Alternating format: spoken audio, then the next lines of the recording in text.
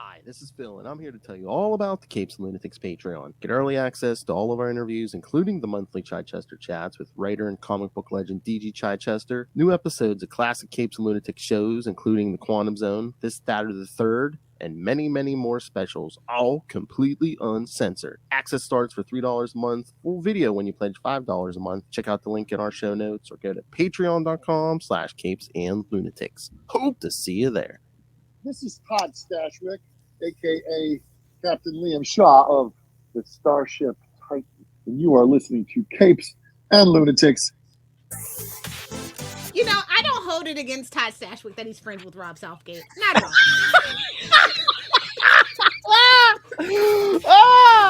I guess Hollywood That's the perfect intro, because I guess Hollywood isn't either. So. Welcome back to another episode of Salty and Petty. She is a really salty. And he's a whole lot of petty. And together we make the Salty and Petty podcast. What is up, people? It is that wonderful time of year where there is new Trek in the air. That's right. Because, kids, this week we got the season 2 premiere of Star Trek Strange New Worlds. I have thoughts. Oh, I hope so. I mean, you know me. I could always just go on a random Snuggie rant for like an hour, maybe 90 minutes. So okay, Justin. She's a whole lot of salty and drunk. Pre-gaming for the Patreon special. So if you are not subscribed to Patreon, you might want to run and do it. Oh God, that's right, kids. If you're not subscribed to the, if you're not subscribed to the torture porn that Phil is putting me through here. A year of superhero movie brackets. Thank you very much. This is more concentrated. It's even worse. But once again, if you aren't subscribed to the Patreon, our whole family can suck it. All right. So, yes, season 2, Star Trek: Strange New Worlds. I don't know, man. We got gypped out of the high hair this premiere. No, so I thought I watched it twice, and I had thoughts. So I watched it last night. And then I watched it this morning. And at first I was like, I love Captain Pike, obviously. Anson Mott can get it. He is like up there. He's like number 2 on the Silver Fox list. After Tom Welling, in case you're wondering. Hey Lilith, and his name is Anson Mount. Exactly. Perfect. Born to be together. Just saying. Just throwing that out there in the universe. And we had no number 1. And we had, and I'm honestly, I'm very tired of Spock. No offense to Ethan Peck, but Spock has been like. Well, like we said, it's too much focus on Spock. I think we said that in season 1. I think where it's like, it's the franchise in general. Especially since the Kelvin universe, right? Yeah. Even before that, with Wrath of Khan and all these things, we started exploring Spock more and more and more. Obviously, because Leonard is king. He is like more, and we should have listened to him. But again, I mean, I'm sick of Spock though. But Ethan Peck did a good job with this episode. It's a Spock episode. The premiere is a Spock episode. We're putting all our eggs in one basket here. Unless they just wanted to get it out of the way because they have something bigger coming the rest of the season. But I mean, again, the actor. Or maybe Anson Mott's doing something for Marvel. Who knows? Oh, who knows? But again, it's like, the actor did a great job. But like Spock is like the one character out of this whole thing that's probably been the most scrutinized over how many decades. So it's we just keep finding new relatives and new facets, and it's like, babes, new brothers, new sisters, babes. I care more about the Illyrians and the Gorn at this point. Okay. Again, if you want to go with an original series, character, let's. Where the hell is McCoy? Ahura's there. Aurora's like, I'm right here, buddy, and I definitely we're gonna get some Aurora time. I enjoyed this episode though, despite it not having Captain Pike or number 1. I love their dynamic. They really left us on tenterhooks as the season, cliffhanger. And but this was an interesting thing. It's like, Spock's emotions are out of control. Go figure. That only happens every other episode. I mean, at this point, it's true. But and it's just lucky for her that Spock's emotions are out of control, and he decides he's going to defy Starfleet, right? And I'm like, you've been around Captain Pike too long, buddy. He is rubbing off on you in a worse way. Well, I mean, look who We're going to steal the Enterprise.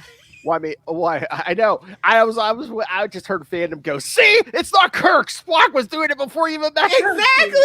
Exactly. He's susceptible to a handsome man. I mean, as we all are, you know? What I was going to say. What's the saying? I'm going to wait for the drop. Well, that escalated quickly. Okay. My favorite biscuit. Nope. Cock-a-doodle-doo. Close. It's another Justin drop. Keep going. I'm a sucker for a guy with a There you go. He did it, boys. He finally got it. Hey-o! We haven't podcasted in a whole week together. We got to get back in the rhythm, you know. Got to keep it fresh, kids. But no, I enjoyed this episode. I love the mission. Oh, Dr. Mbinga and Nurse Chapel. Listen, Nurse Chapel was literally my favorite character last season. I need to know more. I need war flashbacks of these two getting in and out of shenanigans. This is like freaking. This is like Odo and freaking Quark. You know, they get into some things, man. And they stole some of Bane's venom. I know. I was just like, oh, it's go time. We're doing drugs now? Recreational? Go-go juice? What? That really surprised me, actually. I was like, what is going on right now? But I mean, you said about Spock's emotions. I mean, well, if it's Chapel, I don't blame him, you know? Yeah, exactly. His poor fiance. If we can even call her that anymore. I think that relationship is done. Oh, yeah. But she mentioned that she wanted to go to Vulcan for 2 months. So we'll see how that all works out. I mean, if she makes it out. Obviously, she woke up. I think she's just, they're just repairing the tissue or whatever. But yeah. Oh, we got classic. Well, we got regular Klingons back. Unlike Which is weird. Like, it's a welcome change. Listen. It always goes back. I'm gonna bring it always back to Deep Space Nine. Troubles and tribulation. We don't talk about it. But now we're talking about it. We're course correcting, and we're just gonna pretend like nothing's wrong. We're just gonna gloss right over it. I'm not gonna nitpick. I'm just gonna be happy that they've chosen a direction. We're gonna go with it, and nobody's gonna give them grief over it. This is the superior Star Trek show, and I'm just happy that they figured it out. Yes. Oh, and what about our new addition, our new engineer, I guess, Carol Kane? I know she always plays a kooky, crazy lady. That is her character shtick, and she does it fantastically. It served her well for many, many years now. So, at this point, we did get confirmation that Starfleet Academy is a thing, right? And I think that's why she is here. To make sure that we go watch. I think once she's done, I think she's probably not even going to be there the whole season. I think this is probably going to spin off that Starfleet. Oh, maybe. I love her. I mean, she's a little old for the crew, I love her. But I'm just saying, like, the demographics and how everything is working out. She's a welcome addition. I mean, she's no O'Brien. He is the gold standard. I feel maybe she's filling a slot until like Scotty gets here or something. Of course, yeah.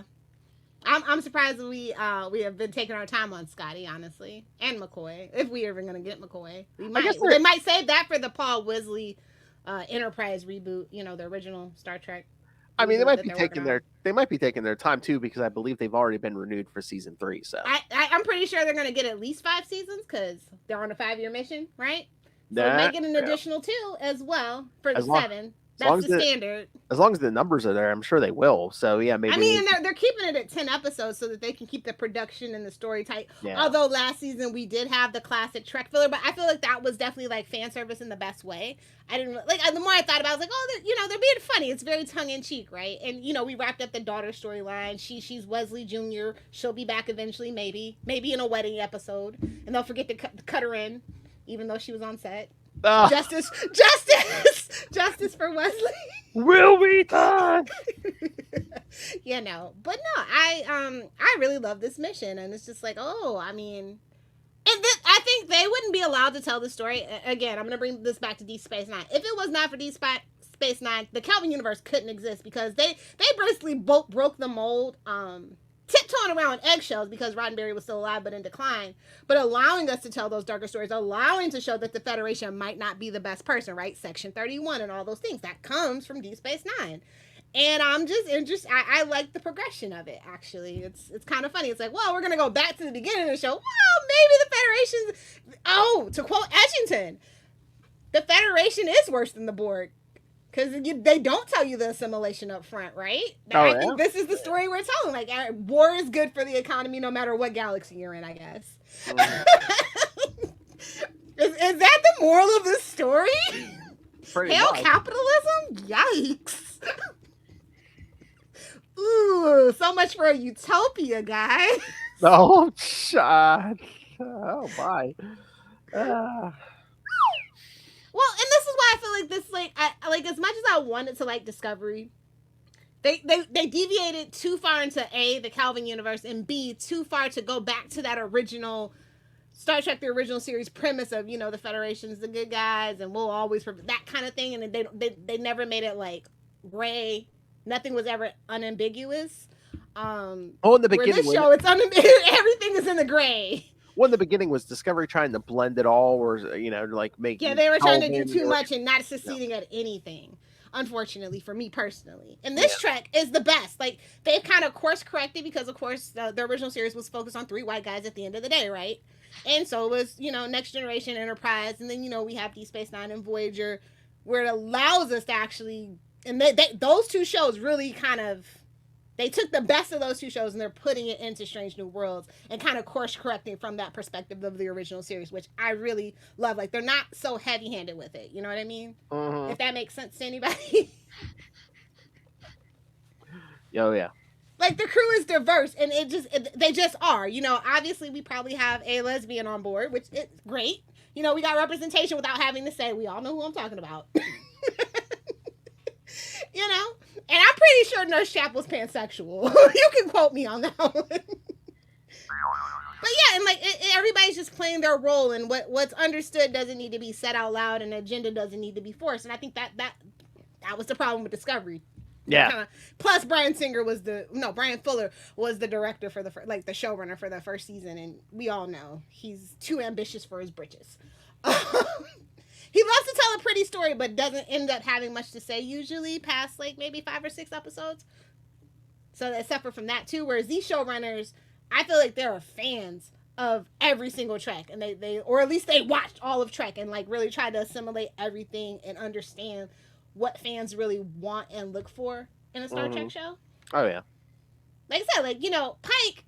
Such a great mystery, such a great character that we can pull back because we don't know that much about him. So we can do the fun stuff, and maybe he is more of a rebel than Kirk. Who knew? Who could ever imagine? Right? That file was super thick, right? I can only imagine. I mean, Spock's file's got to be pretty thick at this point already. I know. I mean, he was already up to trouble already. Yeah, as we see here. So maybe it got erased. I mean, he did kind of save the Federation from war, so. But I love the end because we have the promise of a Gorn attack at the end of the season. Oh yeah. So they set up a lot of things nicely. We got Sing back. I'm assuming she's gonna be back on the ship after this because when the little girl asks her, "Hey, where are you gonna go?" she looks at the crew. Obviously, she was missed and she is loved. Mm-hmm. That is basically her family at this point. The blood wine was flowing. Yeah, blood wine, yuck. I love the line. She's like, don't try to hide half of it in your beard. They kept calling her human too, and I was like, oh, babes. That's you drinking guys under the table. Basically, that was like most relatable scene of the whole episode, honestly. And so like the terrorist group is called the Broken Circle, but. It applies on so many levels, right? The Federation is broken. Like ever since they went to war with the Klingons, it's always been kind of a that's always that tenuous relationship that the Federation has with the Klingons. That's just like a thread throughout the whole franchise. And I love the Klingons. Like they're great. They're great antagonists and they're great protagonists. And maybe we can have some more Klingon stories to tell. I think that might have been the whole point too. Oh, yeah. We never really got to explore like the actual first like war with the Klingons, right? We just kind of know about it in passing and things like that.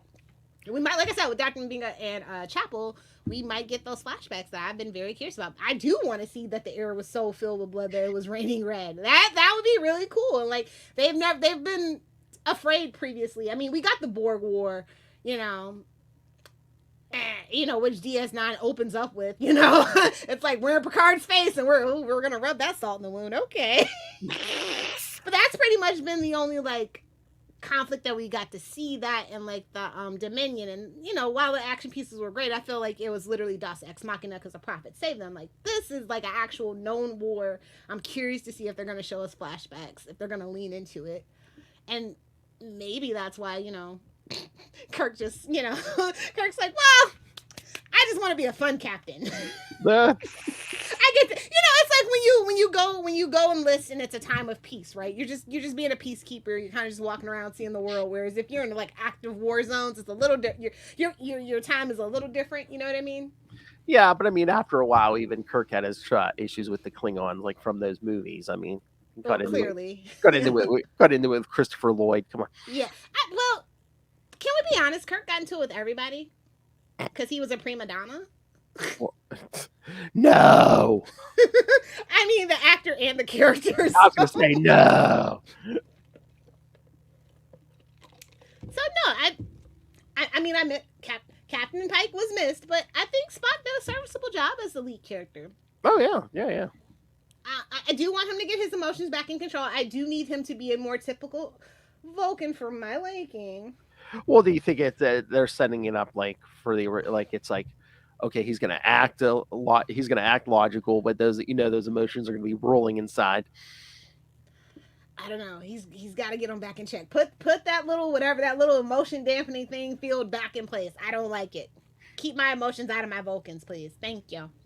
And keep your car out of wherever unless it's consensual. You're welcome, Charlie.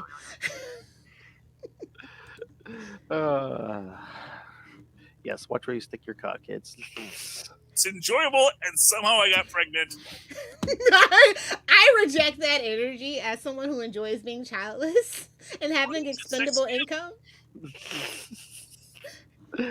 I love how it's like you reject that energy. You'd probably be more along the lines of, oh, I'm going to wear a gimp mask and murder people. Those are the vibes. I want a Vulcan loot almost as much as I want a Thurman. I really do. I should really go on Etsy. I know somebody on Etsy has made one. Oh yeah, I'm sure if you dive on the internet, you'll find one somewhere. I want an official one though. Maybe there isn't. Where's my merch, Paramount? Where's my merch? You know what? They could even, I mean, not even just like Paramount or Star Trek, but like a lot of these companies can make even just like quick buck here and there for like, they put out like 3D printer plans and stuff for like some of this stuff. They would never do a 3D printer plan. Never. What's that old internet meme? You wouldn't download a... Yes, the fuck I would. Just as soon as 3D printing gets good enough and the material gets good enough. Yes, the fuck I am. Screw you, Tesla.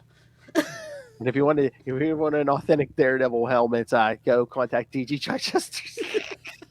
3D printed mask to the stars, drone driver to the stars. He's just getting quite the resume. If you want to be on the in-joke, please check out Chichester Chats. I know he's been putting his progress on was it Twitter and Instagram. I wanted to be like, you can send that to me anytime. Hey, I'll pay you for one, and can you sign it? Yeah, honestly. Speaking of things I need people to sign. So we got the end of the episode was dedicated to Nichelle, and I was like, yes. Oh, it's just reminding me how sad that is. I know. But like she lived a full life. She got to see her reincarnations twice. And no offense to Zoe Saldana, I feel like Rose, who plays the current incarnation, is kind of the better interpretation. It was probably more relatable for Nichelle. If you know, you know. Again, the story's probably more closer to yeah. Exactly. So, but no, she got to see it twice. She got to be in a lot of movies. She got to do her little fan dance and sing her song. And she, like I said, she lived a good life. She made a very great legacy for a lot of people, and she is truly missed. But she is definitely probably resting in power. So. Yeah, I couldn't even remember. I was like, oh yeah, I'm like, she passed away after season 1 was over, right? Yeah. And like we're losing a lot of them now at this point. if you know, you know, not to bring up Prime Attack Files and Heroes or anything, but they almost, I think they had almost everybody except for Shatner on, and including Stan Lee in that show during its first original run. So Oh yeah. I thought that was really cool. You know, they were always down to do something for the sci-fi and fantasy community too, just because they're like the elder pillars of it, right? So I just really appreciated that too about them. They were always down for that. Oh yeah, that original cast. I mean, it's only Shatner, George Takei, and Walter Koenig who plays Chekhov. I think that that's the only three left. And that's so ironic because the younger Chekhov passed away. Bless his soul. Mm-hmm. So it's like, we're hopefully, you know, the Star Trek historians are on point. We're not losing any of the cool behind the scenes stories and stuff. Like, you know, as they get older, I think it's just definitely more important for the legacy for, you know, to have those stories out there. Sure, there was a lot of infighting, but it was a lot of good too. So I think Shatner and Takei are in a feud there.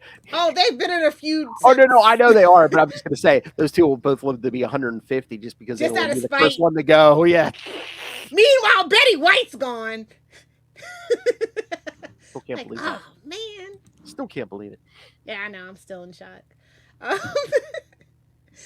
I just find it interesting that the perspective that they're taking, you know. Now, is it maybe the Gorn are actually behind it and want to destabilize the Federation? Maybe that's the plot twist too.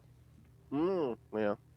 You know, but the whole thing, you know, one man's freedom fighters, another man's terrorists. So, And again, it's all about perspective. And again, too, like this episode, I mean, we had it where it was like a rogue faction of Klingons which were trying to reignite this war. So, well, and it sounded like they also had some humans on the Federation side too. Yeah. But they weren't willing to do the heavy lifting because Federation soldiers never really are. If you know, you know. They're a little too classy for San Diego sometimes, so. Okay. Yes, I'm making Will Ferrell quotes, okay? I believe that is an Anchorman quote. Stay classy. Exactly. But yeah, I like the set dressing. Oh my god, I thought Kachar looked really it looked broken and dirty, but like in a cool way, like, you know, a war-torn country, you know, well, planet in this case. And yeah, I mean, that was great. Yeah, the sets and everything. I mean, this show always looks good. Yeah, so that's why I'm not mad that it's only 10 episodes. Would I love a return to form on network TV, 22 episodes? Yes. But would it look this good? No. Would the story even be this tight? Definitely freaking not. But on the same note, it's like, well, we have so many characters that I really want to get to know. Like, I feel we really need to get to know Ortega and Mitchell. Like, we just have very surface level understandings of them, and I feel like they have so much rich story to tell as characters, and I can't wait to get into that. There's so many unexplored things. I just give it to me now. Whoa! You're welcome. That's 2256, Phil. Thank you. Oh my! You know what? Just overlay that on full stream ahead. Anytime like Charlie's looking at Maz. Oh my! You've never lived until Maz has given you a ping. Ping or ping? I don't know. But yeah, most of the main cast, except for like Spock. I mean, we could do more deep dives into it. You know. Like you said, Pike, we really haven't done much, you know, there's so much history there we could go into. I'm scared, though, because they did bring up Amanda Grayson, and I'm like, oh, God, I don't care about Spock's family. I don't care! I thought we were going to do another. She wasn't your real mother. I am. Oh, my God. Could you imagine? Sarah getting around. Well, I mean, it's kind of proven, right? Well, yeah. I mean, it's kind of why Spock's an adulterer, too. It's in his blood. But that's none of my business. It's not my business. I don't judge, man. They cheat every 7 years. Exactly. Talk about your 7-year itch. Oh, is that best dick jokes on the internet? They're classy. They're funny. Some are thinkers. Stay tuned for stingers that will tell you that. We need to write them. No mind if we toot our own horn. Oh God! I mean, but what if they were brave enough to actually kill off Nurse Chapel and Dr. Mbinga though? Like, that would have been so brave. But we'd have lost great characters. I thought they were definitely gonna kill off Dr. Mbinga between us hands because his daughter's storyline kind of wrapped up, and it kind of seemed like he was gonna leave because she wasn't there anymore. But again, are we killing? Are we I mean, if you kill Chapel, are we messing with continuity? And maybe there's another Chapel, just like there was Oh, another, there's another, Spock had Kirk had a brother, so, oh, that's her sister. to be like Smallville, where I took my brother's name because he died, because that makes sense. Oh, God. And it's his twin, so it's like, you sons of bitches. Hashtag still bitter. Still bitter. Justin for the Ashmore boys. What else did I think was really cool? I thought the pacing was like super fast, but not in a bad way. Like when the credits were rolling, it was like in memory. I was like, wait, what? Again, We really aren't getting any more Pike? You're gonna leave us about Una? Okay. I know. If it wasn't for that first couple minutes there, man, we would have had no Pike this episode. They knew. He was like, I'm gonna hand you the keys to the car. Don't put too many miles on it. Was it for narrative purposes, or was it just like Anson Mount wanted a raise and they're just like, nah, I mean, I think he has a couple other projects in the works. I think he might have been working on it then. Maybe. Like I thought maybe it was a point of, we won't give you a raise, but you No, you can only be in 9 of the 10 episodes. Okay. No. I think it would be a grave mistake if they don't give Anson what he wants, when he wants it, how he wants it. Hey-o. Like I said, the rest of the characters are great, but like he really sells it. And I love how they say every captain has its own thing. And then Spock is just like, I would like the ship to go down now. Oh my God. I thought he was gonna say engage. I really did. I was like, nah, that's too obvious, and that's, I don't know.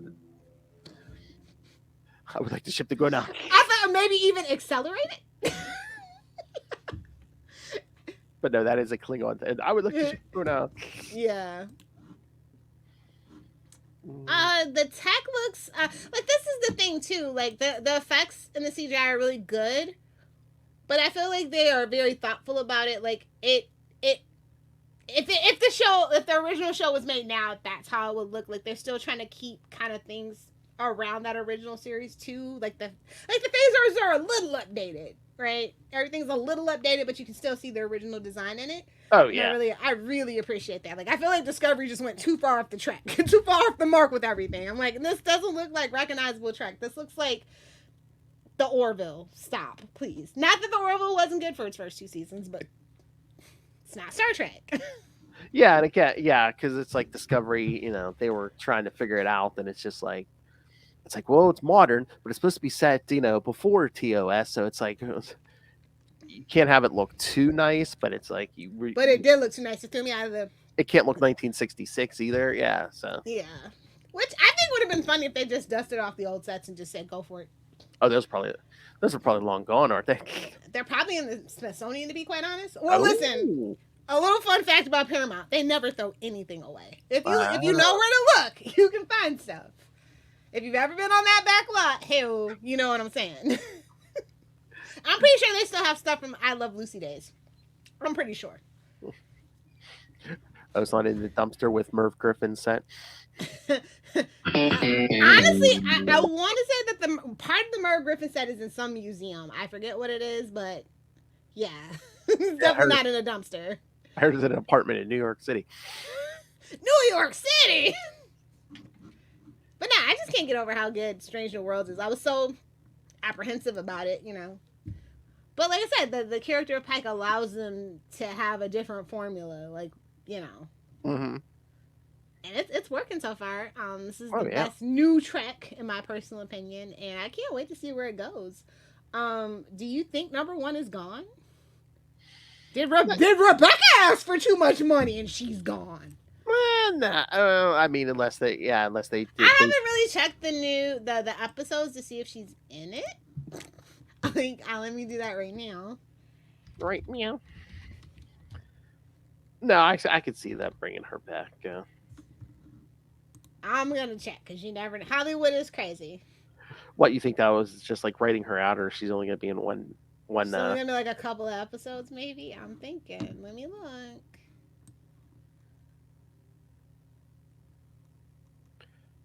Oh, they were talking about her joining the Real Housewives too. That like I heard that rumor back like not that long ago. Oh. So I don't know, and I'm like, she's kind of a little too good for reality TV. Yeah, you would think. But I think her court martial is next episode. And So if she doesn't show up after that, that's gonna let us know if she's gonna be back in the story. So her court martial's next episode. So if she gets actually sentenced, it looks like she asked for too much money. If not, this is just part of the narrative. So I'm hoping it's just part of the narrative because she surprised me and she's really good and I love her chemistry with Anson too. Like the whole cast has really good chemistry, honestly. Oh yeah. So we'll see.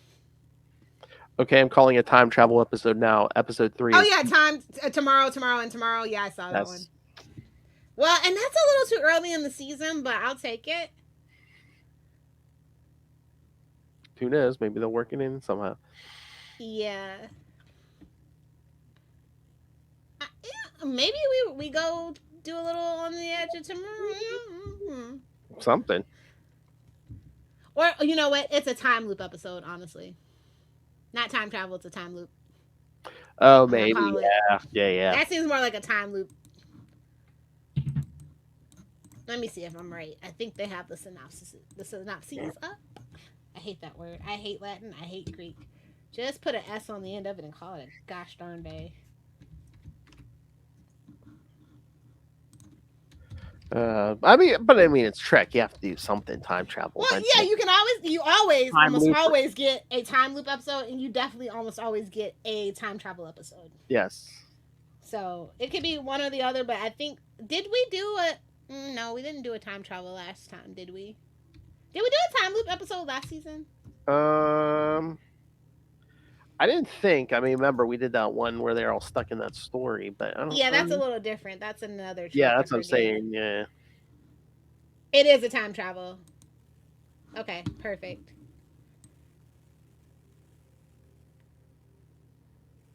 You always have to do a time loop or a time anomaly or something. Yeah, always, definitely. Where is 3? You said it was. Yeah, season 2. Okay, yeah, so it's gonna. Oh, this is where James T. Kirk comes back. Paul Wesley. He's gonna be back in episode 3, and he's gonna beef with Leanne. So it's curious to see what they do. It looks like they said they were in like a more like modern today's time, and it's not the usual. Oh yeah, this looks like they're in today's time. That's curious. Oh, just like Guess Picard. They need to save the budget. Just like Picard season 2. Yes, we're going back in time to 2023. Oof. Although not the best time to visit, babes. Hate to be the one. I know. Although there is precedent for that because there was that was it 2-part Voyager episode where they did go back in time to the 90s. Yeah.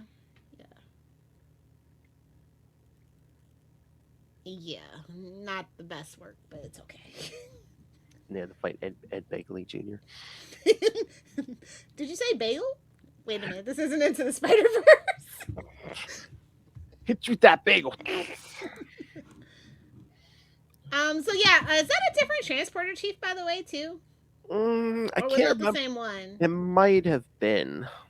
I feel like we go through transporter chiefs like freaking candy on that show, though. We really haven't settled into like the background characters and stuff just yet, I think. No, because I mean, remember even like Next Generation, like their first season, they had like a different engineer, a different transporter chief, like every episode, pretty much. And they're basically everybody's a red shirt until proven otherwise. Just saying.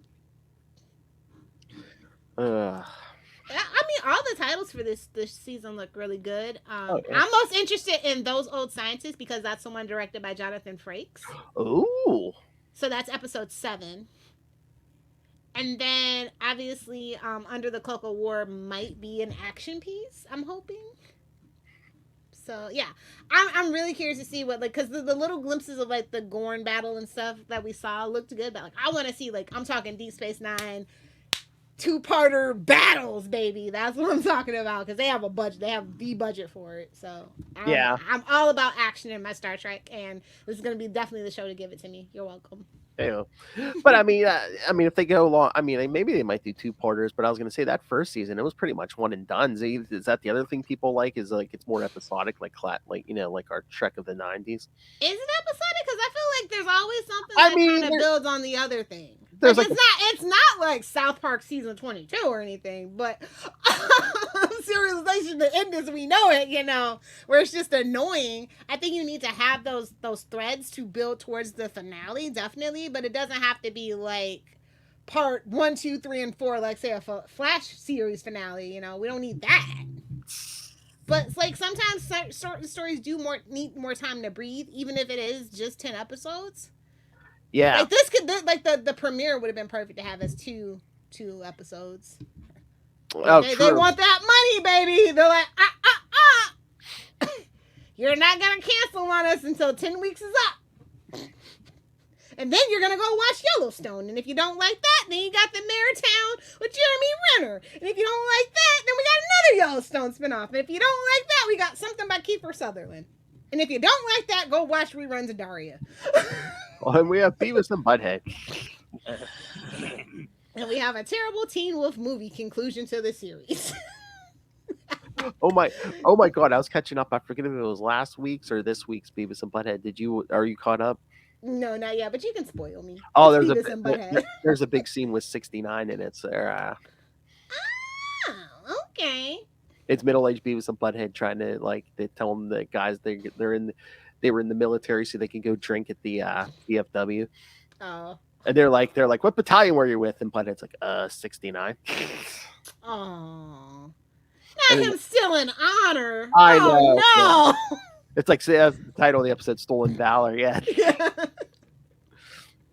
But they're just all the guys are like, oh yeah, those guys, they were the best, and they fought the enemy, they licked them every time. They're just like, oh, Beavis and Butthead. They literally never changed, and we love them for it. See, Paramount, we're doing a big commercial for you this time. Listen, I told you. I think that slowly but surely, Paramount is going to win the streaming wars because Disney's losing subscribers. And they're cutting back on their programming, where Paramount's been gaining subscribers. They finally figured out the model of how to keep people from canceling every 2 months by just giving us tons and tons of Kevin Costner. Apparently, that's what the people wanted the whole time. Kevin Costner. No, they really do have other cool stuff too, and they have, like I said, they have backlogs of like Daria, Teen Wolf, Beavis and Butthead. They have the new stuff. They've got the South Park movies, specials. Let's not call it a movie. They have a lot going for them, and like I found myself watching Paramount Plus way more than I do Disney Plus or even Hulu. So. And that's a lot of my friends. Like, a lot of people, like, at first were like, oh, CB All Access. Then it turned into Paramount Plus, which was annoying. But now that they found their footing and their branding, I think, like I said, they're not going to let go of Star Trek. And they're actually doing Star Trek pretty well. Like, with the animated stuff to reach, like, the younger generation. And they have this stuff to, like, kind of cater to the old fans. I think it's a really great three-prong approach, honestly. Now we just need merch. I need some new ships, babe. I've built all the ships that have ever existed. I need new ones, please. Really? Yeah. I mean, I even had I had the Defiant for a while. Once I built it, and looked at it for a year. I sold it. It was a lot of pieces. Oh my! I want to build another one and track down Avery Brooks, obviously, and get him to sign it. I think that's probably going to be a project I'm going to work on. He never shows up at cons and stuff, ever. And I'm gonna find him. Don't worry, I'm gonna find him. Oh my! I mean, maybe that's a good sign. Maybe it's just like he don't need the money, so you don't, No, he doesn't need the money, but also, he was the first black captain, the first 2 seasons. I mean, he got treated like he was the original Iris West. Okay, if you know, you know. Like I said, Deep Space Nine is the black sheep of the Star Trek family, but Strange New Worlds and even the Kelvin universe wouldn't exist if they weren't allowed to tell those stories from the Deep Space Nine world. A lot of Voyager stuff at the end of the series too, where with the Borg and stuff, where they were allowed to tell those darker stories and stuff. You're welcome. Deep Space Nine took the brunt of the heat for you guys. And I'm always gonna stand up for Deep Space Nine, because if you actually like know the history of like the Next Generation, and like, you know, the battle that they had, and why it took so long for them to get their footings, because Roddenberry.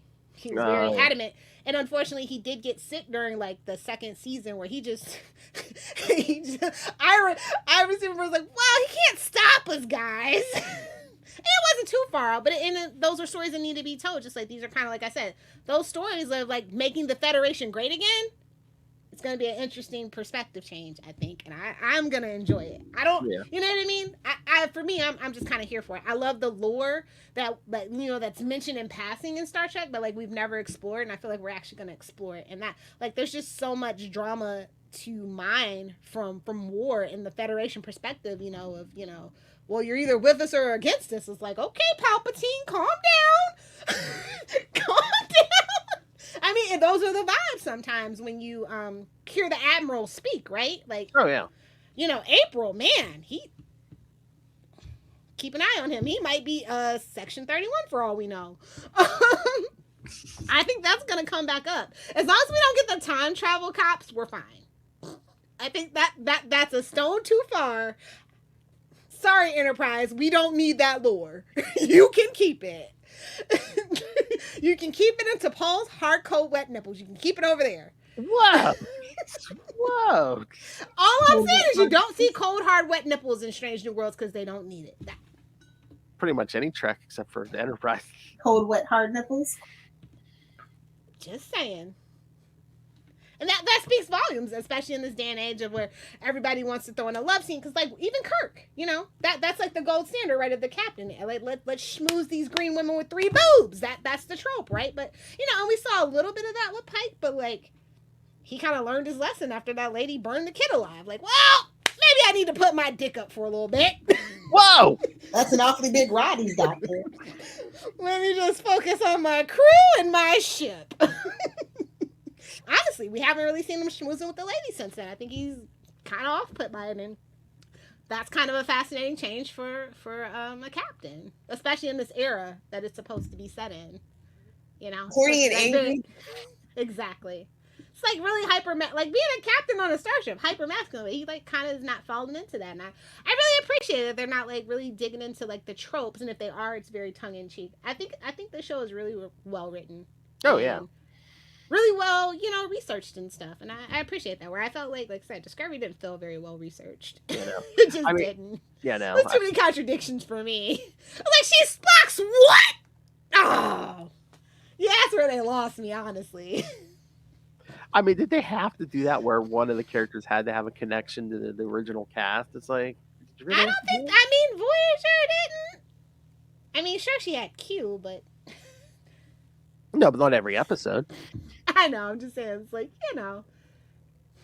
But I mean, someone had to be related to somebody. It's like, did you need that? No. And we really didn't. I said we should start with Starfleet Academy, personally. If I had my choice, that's how I would have rebooted Star Trek. But we're getting it anyway, so I'm happy. I mean, if they bring if they bring Carol along as like an instructor and we get to see her and she's like the main character, I'm going to be so in love with that show. Because I think they do need a comedy show, like a comedy Star Trek. Because even the animated shows they're funny, but they're still a little too serious. Oh yeah, isn't that this season 2 where we're gonna get I don't know if it's just a cameo or what, but 2 of the actors from Lower Decks are going to appear as their characters. That's what I heard. That's what I heard, and it feels like we might be, like I said, we might be getting a rotation of characters because nothing's definitive right now. Like I think they are trying to like not blow their load and bring in the more like I said, like Scotty. We're waiting on, obviously. Yeah, so. McCoy. If we even get McCoy. Mm-hmm. Because, like I said, we are. I mean, for all intents and purposes, it seems like they are setting up John Wesley. Oh my God, Paul Weasley. Paul Weasley for another spinoff, for a Kirk retelling, is what it seems like. Yes, supposedly we are getting a crossover episode. What? Now, is it a crossover into Strange New Worlds? Well, it's live action, so I would assume it's going to be on Strange New World. I don't know. It could be a freaking Discovery short for all I know. I don't know. Could have been a Picard, a cut from Picard for all I know. I don't know. Like, we'll just save the money, put it out as a short. Who knows? A short. Put it on YouTube. That's what the kids like, right? The YouTubes. Yeah, no, that would be so cool. Like I said, they're really embracing all facets of the fandom and all facets of the storytelling, and it just feels more cohesive. Like they're not just letting a renegade like freaking J.J. Abrams do whatever they want with the franchise. They're like bringing back in the reins, and while it's not necessarily as strict as like Gene Roddenberry's Bible or anything, I actually feel like I'm back in the universe instead of like an alternate universe. You know what I mean? Like the Calvin universe is the mirror universe, and you can't change my mind. It's awful. It's bad, and everybody involved should feel bad. I know. Again, was it just because it was their first attempt, or? They should have just let the actors keep making those damn movies if it was going to come to that. That's all I'm saying. Exactly. Deep Space Nine deserved to be in a movie! Yes! Voyager 2, actually. Yes, they knew if they had to combine them, do it. Janeway, oh my god. I would kill. I think, there is there that picture of freaking Milgrew and Brooks? I feel like they were in like an interview or something. It was forever ago, though. And they were reading their worst first pilot premiere critiques. It's hilarious. It's like her, it's Avery Brooks, and it's like Nana Visitor, Kira, and Renee too, Odo, and it's just hilarious. It's you gotta look it up on YouTube. I've been in a Star Trek retrospective just because I've been waiting for Strange New Worlds to come out, so I've been finding like a lot of gems on YouTube, and like I love old Trek. Don't get me wrong, but this they're getting it right, and they're really correcting some of the sins of the past, and that's all I could really ask for, honestly. Exactly. So, did you have a favorite scene? Did somebody say something funny that you liked? I mean, of course, probably the funniest line in the show had to have been, "I want the ship to go." I personally we've gotten out of bigger jams than this, and she's like, "No, we haven't." He's like, "I suppose you're right." I was like, "Damn, let's just jump out of this airlock then." I don't think it's a full minute to freeze. A minute 13 seconds.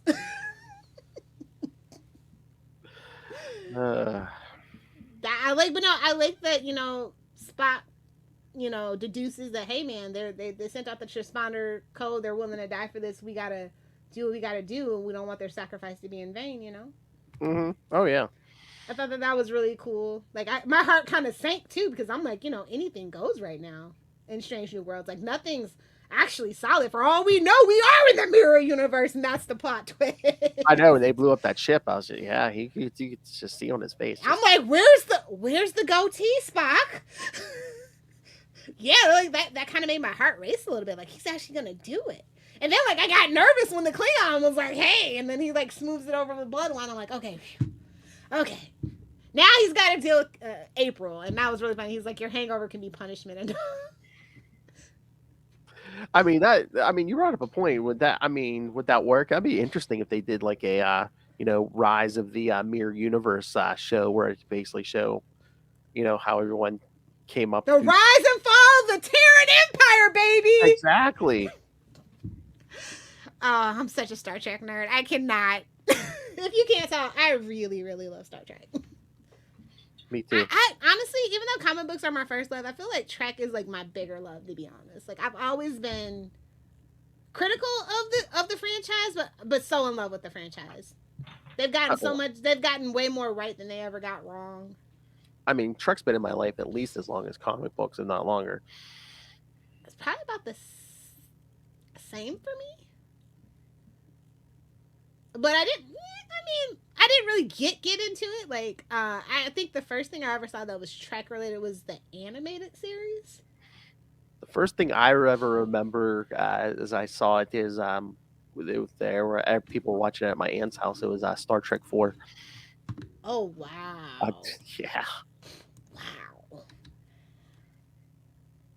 Yeah, I think my first episode of Star Trek Next Generation was during the first season, so I kind of hated it. And then I got to come back to it at like season 4 or something like that. Yeah, And yeah. that's when it really gets good, and they figured it out. Yeah, I watched it. I watched season 1 from the Like I said, beginning. I rewatch it every year. I'm actually getting ready to rewatch Deep Space Nine right now. I just got done with Next Generation. I'll be honest, I have a really spicy hot take on the Star Trek movies. All of them fucking suck. None of them are good. Oh my! Not even the whale movie, kids. I hate every last one of them with a passion. Every last one of them. Nemesis is the worst offender before the Kelvin universe. And it's a hot contender after the Calvin universe. I'll tell you that. It's a hot contender. All right, Tom Hardy, we got beef. Just know that. It's on site, mister. We're the same height. all right. Out of all of them, which one's the best? Of course, I'm going to go with Wrath of Khan. Okay. Of course. Of course. Okay. You're Like, not saying that's nothing. undisputed. I'm not going to go off the rails and be like, the first one is... I'm not going to be a Charlie Esser. There's no Gus Gormans here, bud. Star Trek 3. I mean, that's the most emotional one where we actually connect. And, we didn't know. We didn't know if, Nimoy was actually going to deal with that shit and come back. And it's a whole thing, a whole history about that. Oh, I think yeah. that makes it kind of like special and so emotional and why it works within that particular set, right? Mm-hmm. Yeah. It doesn't hold up, don't get me wrong, but like it sets a lot of lore, it brings in a lot of lore too. That one had a lot of research and love put into it. The other ones felt like straight up cash grabs. Like that is some of the most cash grabbiest crap I've ever seen in my life.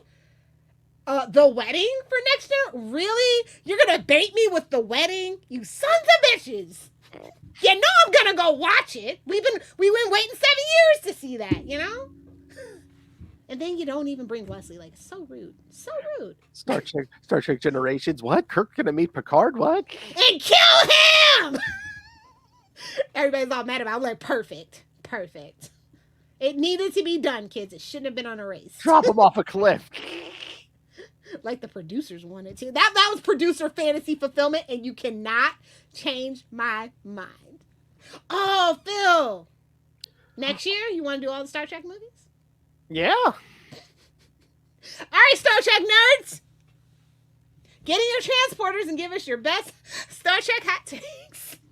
Next year is the year of Star Trek. Oh, don't forget the anniversary is in September, right? Of what? The whole thing? Of Star Trek? Yeah. Right? Okay. Oh, we'll definitely have to do an episode then. Yeah. Yeah.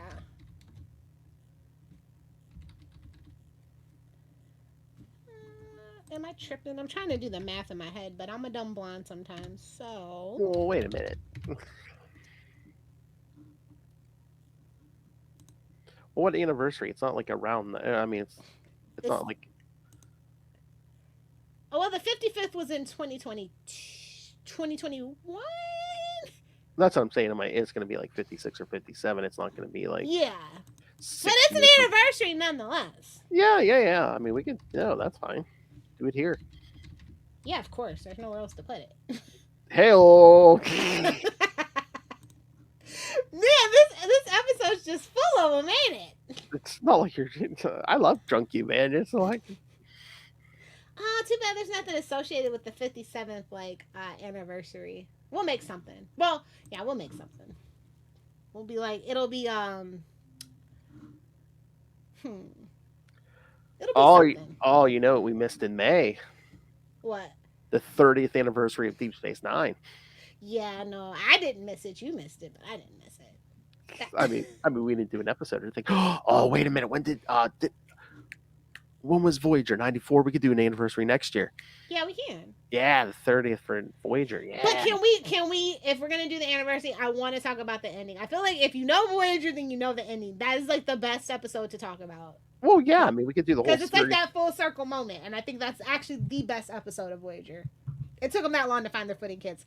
I kid Voyager. It's like the kid sister to Deep Space Nine, so I kid it a lot. I have a lot of respect for it. I do. I love Kate Mulgrew. It took 2 Janeways. Yeah. I mean, Q would love that. I'm pretty sure he was trying to make it happen with the power of his mind, or the power of something else. Hey, man, Jean-Luc turned him down, so. Exactly. He had to go and you know, Cisco punched him and said, get off my ship! Get off my station! This is the funniest thing. I was just like, ooh, they should have waited until season 2 when they actually really did find their footing. And I think that's why he was like, I think he hit me for real. I think he hit him for real. That's why he never came back. You know, he's a bit of a handful. If you know, you know. Oh my. But yeah, no. It just feels really good to be positive about Star Trek. Like, Oh, yeah. I was in the dumps about Star Trek for so long. It's kind of like giving me hope for DC at this point. Mm-hmm. I mean, it was a good 12 years where I just literally hated everything that came out about Star Trek. Yeah, the Kelvin stuff really didn't do it for me. I mean, I don't know if I even watched the last one. Like, I remember watching the first one, maybe the second one. I was like, eh.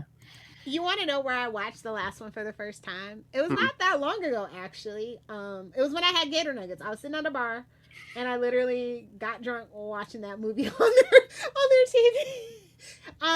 They were like, does CBS? I feel like CBS plays reruns or something. Like they do something once. It might be Discovery, but like they were having like a Star Trek Calvin Universe marathon, and they had them all. And I saw the tail end of 2, and I was like, all right. I mean, 3 starting. I'm here. I mean, my Gator Nuggets took an hour. You know. I know a while back they showed like the first season of Discovery on CBS, but yeah, I saw like I was casually. I was like, yeah, they do that sometimes, right? I'm trying to remember for that might have been 2022, just because they were hurting for content and stuff, maybe. So they're gonna be hurting for content this summer too. Well, yeah. Well, next year actually it won't probably affect much this year, but it'll be if they don't settle it quick. Those scripts need to start being written actually. So I know a lot of shows said they weren't coming back until 2025. Oh my! I think like Euphoria and a couple other like HBO shows, they had known about this. Like they knew they weren't gonna play ball with them. They're like, yeah, guys, don't expect our next season to be out for a while. The Deadpool movie's being affected because Ryan Reynolds won't be able to ad lib and make improvisation because he is a writer and a producer on set, so they have to do an as is script. I believe they gave Hugh Jackman the same edict because he is also a producer on the movie, which is why he came back. They gave him a producer credit and some money. So, I hope that doesn't affect it, or I hope they, I think they start shooting like any day now, so. Pickings might be slim here, kids, so, yes, now's your chance. Go outside and touch grass. Or just go ahead and binge watch your favorite show, your comfort show. I mean, I literally need to binge watch Supernatural. I have not seen the last 4 seasons. Really? I mean, like, not the whole season. Like, I've seen a few episodes here and there, but I literally, the last 4 seasons, didn't watch. Oh. This Sunday, the first episode premiere of Walking Dead, what is it, Dead City with Lord Cohan and Jeffrey Dean Morgan. Yeah. Oh, remind me, would you? I mean, after our flash review, I guess. Negan escapes New York. Yeah. Like, who do you think you are, Kirk Russell? That was Kurt Russell, right? Escape from New York. Yeah. Or as I like to call him, Goldie Hawn's not husband. Yes. This is the kind of thing that just tickles my balls. That's what they say about your mustache, bud. It's fine. Wow. Easy peasy lemon squeezy. All right. Oh God, Kurt Russell is 72. We just missed it, bud. Couple years. Drop the ball. Hey-oh. Jesse Martin, contact us. We love you. I don't think I've ever seen a single bad thing about that man in my entire life. He's been in the business for how many years? I mean, at this point, if you get away with it, especially these days, I don't think there's anything to find. Yeah, I had to. Like I said, I was so devastated by the actor that plays Gibbs. I was like, oh, he's a menace? Oh, no. I have to retract my he can get it statements. I hate when I have to do that. The day that I have to retract my Chris Evans can get it is going to be a sad day for the universe, guys. I just always know he's just at heart, he's just a white guy from Boston, so I'm just waiting on it. I'm just waiting on it. I mean, he can't be as bad as Mark Wahlberg, though, right? What? He can't be as bad as Mark Wahlberg, though, right? No. He didn't beat up, old Asian people, so. Oh my! That's not slander, that's truth. You can Google it. I don't even have to say allegedly. I thought they were Boston Pizza owners. Wahlburgers. I don't understand why people go there. That's none of my business.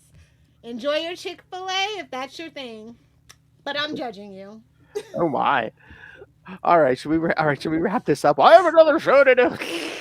Oh, I'm already drunk, Phil. So I yeah, we know. do have another show to do. That's what I'm saying. I don't want to eat. I'm trying to procrastinate. I'm like, maybe he'll forget. I don't want you to. Maybe I'll make him laugh so hard it will shake his brain and he will forget. I don't want you to sober up. Come on.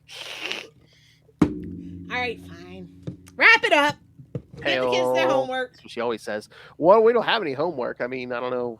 I mean, we'll have something for you next time, kids. But send in feedback. What do you want us to blather on about for an hour? Or send us your Trek thoughts. I mean, we're gonna come back to Trek eventually. So yeah, send us probably more sooner than you think. We'll definitely do the finale though, right? Yeah. So meet us back here in 10 weeks for the finale, for the conclusion of season 2 of Strange New Worlds. That's right. And again, Will Una serve her time in a gulag? Will Spock and Nurse Chapel get together, and will she tickle his Vulcan loot? Find out. 9 weeks to go, kids. All right. So send us all your Trek thoughts and come back here in a week for something. Email us. Give your wife something. Give us something and come back in a week. I'm going to do what I want to do. Give your wife something. Sorry to make you listen to all this, Lilith. All right. So email us saltyandpetty69@gmail.com. That's saltyandpetty69@gmail.com, or call the voicemail 614-382-2737. And of course, you can find all things on the Capes and Lunatics podcast network, like episodes, social media, merchandise. Help support us. And again, the aforementioned Patreon. Lilith Hellfire is about to do a drunken review of Avengers Heroes Reborn. So, yes, find it all at tubespace.io/Capes. Pray for me. Tubespace.io/Capes and Lunatics podcast network. That's tubespace.io/Capes and Lunatics podcast network. Oh, you knew after last month you weren't going to get away with that two months in a row, Lilith. Come on. I know. But I got you good on the last one. All right, Grandma, you want to tell everyone about your Facebook? You know what? I don't want any more friends on Facebook. Don't friend me. Oh my! And stay off my lawn. Do the 6 or do the 9. You had your chance. I had the doors open. You didn't come. Hell. Hey. So now everything's a lockdown. No more guests. No more visitors. No more friends. I don't do Twinkies or toaster strudels, so. So if you didn't get in when you could, Our whole family can suck it. and don't beg her. And shut your filthy mouth. It's so salty. All right. Dance party. All right, kids. Thanks for joining us again. Yes, I'm back next week for another hot take on pop culture. A salty take, if you will. Oh, a salty shot of truth. Again, we have to write these That's all our down. slogan.